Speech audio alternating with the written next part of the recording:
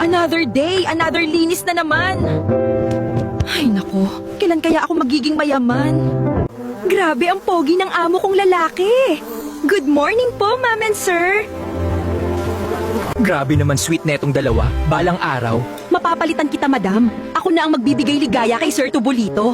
Konting tiis na lang, sir. Mapapasakin ka din. Hintayin mo lang ako, Sir Tubulito. Ang ganda ko! Mas maganda o kay Ma'am Tubulini.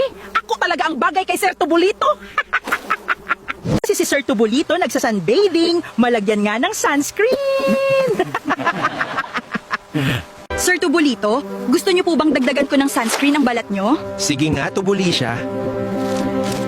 Sir?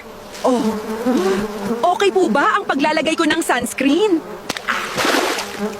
Hoy, tubuli siya! Akala mo ba di ko napapansin ang mga moves mo sa asawa ko? Katulong ka lang dito! Tigilan mo si Tubulito!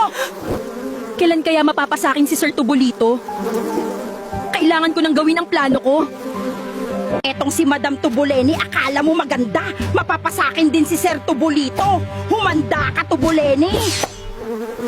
Upang tuluyang mapasakin si Sir Tubulito, lalagyan ko ng special ingredients ang favorite fruits ni Ma'am Tubuleni! Very refreshing ang mga prutas na ito, lalong magiging bata ang skin ko neto. I love this! Ano kaya ang epekto ng prutas kay Madam Tubuleni? Mag-like at follow for next part.